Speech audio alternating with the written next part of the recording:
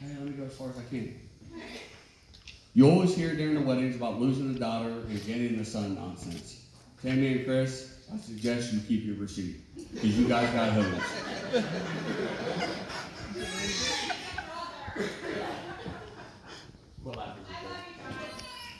Category 2, childhood. So let me tell you guys a story about how Ryan and I met. We met in the late 80s and started sleeping in the same bed by the mid-90s in our Batman underwear.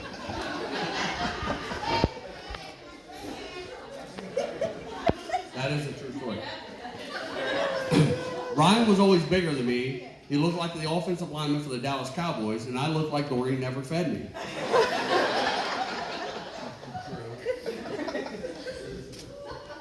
I lost my spot, hold on. But now Ryan is on his 12th failed diet of the year. Also true.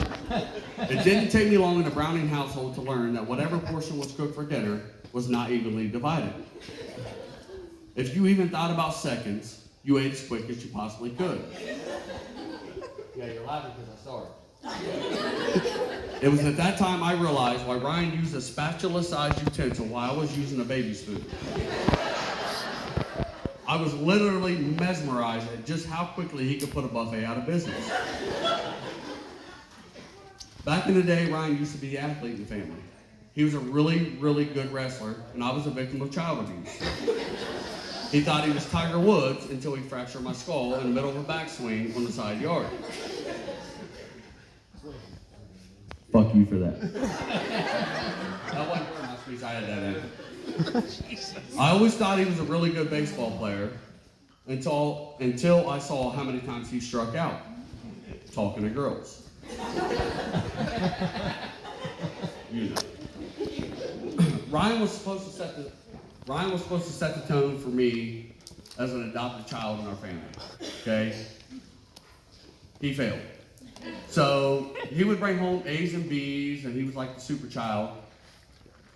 And then here I am, licking the flavored windows on the bus, drooling on myself for 4 years, bringing home C's and D's. Oh, yes. Category 3. Oh, shit. Here we go again. This is really a shit story, too. Oh, Mark, you're so dumb. Yeah, I'll send it to you. Ryan taught me so much in our time as children Okay, I'm gonna put it on and YouTube. young adults. There's no way I'm not. First is discipline. No matter what, and I mean always, always return the adult videos from Mark's sock drawer to the same exact scene that it was left on.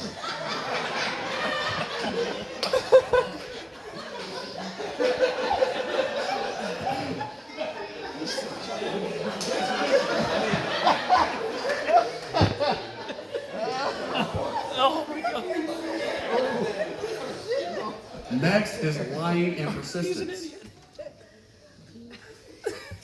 Oh, I don't need this.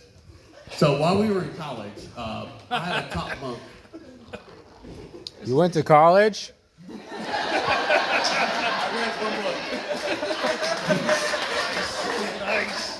So while we were in college, we had a drunken debacle of a night. And yes, that was the entire college scene. And I want to remind everybody I was on the top bunk, okay? No, he beat me up and took it. So, let me just read this. One night, after an alcohol-driven debacle of a night, we returned back to the dorm. Upon awakening, our trash can grew legs, 4 minutes. ended up in the middle of the room. Inside, now this is true, inside, outside, all the way around this trash can, there was adult feces. And by feces, I mean shit. Okay? Yeah? Like full-fledged grown man shit. As we stand here today, on his wedding day, and last night, And you bring it up.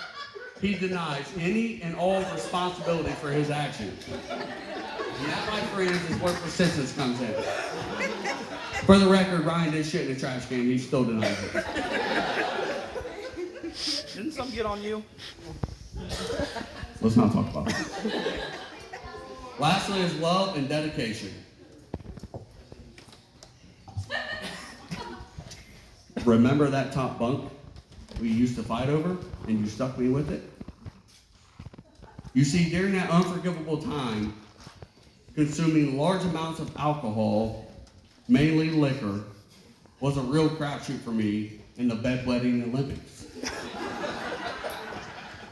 Ryan used to receive military-grade waterboarding from me in the top bunk.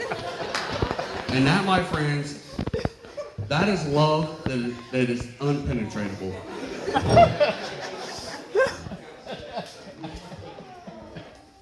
I'm almost done. Category 4. First times. You don't want to hear this. All right, now for real, this one's going to be good, but if you got any kids here, you should probably, yeah, well, he's good. This is definitely an earmuff situation. I was very blessed in my life to share many firsts with my brother and best friend. The first one, sexual harassment. Oh. One of the many family vacations we went on, we were in a date rape van that Mark used to drive. It's not funny. But it was sweet at the time. It was sweet at the time because it had blinds and you could hide behind them. Ryan and I, like the puberty-driven 14-year-olds we were, used an Etch-a-Sketch or something of that nature to write "Show me your tits" to every girl we passed in the state of Colorado. And we hit like 15 traffic jams. My bad, Mark. Ryan and I also shared our first beer together, which quickly followed our first vomit together. We even shared our first prayer together, praying to the porcelain gods after another illegal night of college partying. We even role played together. Again. Oh. Whoa. What kind of role playing? Milt, I'm sorry. Just ignore all this. No, hold on. What kind of role playing? I'm about to tell you. Okay. Okay. Again, back to good things never come from drinking large amounts of alcohol. We were at a party one night and I sat on the trunk of a car. Fast forward, yeah, you know. Fast forward 30 minutes of locker room talk and we land in the most awkward 3 days of my life. I slid off the trunk of this car, unbeknown to me, and there. I'll figure it. Unbeknown to me, I was now dangling from the antenna from my 2-man parks and their hacky sack. That's my nuts, for the record. This is where role playing comes into the story. Ryan literally dissected my nutsack. What? To figure out what was going on. Oh my God. What? I swear I'm almost done. Oh, shit. Notes from Ryan. You started a few minutes Acknowledge Riker. Yeah. Oh, wow, you guys look beautiful tonight. I didn't know they could gather so many angels in one room. Oh, there's more. There's more than them.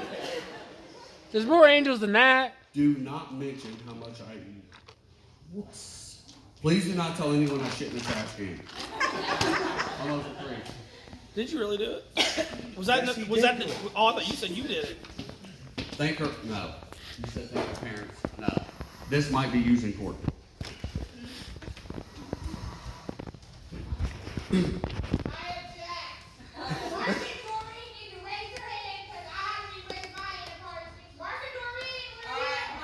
Somebody get her another shot.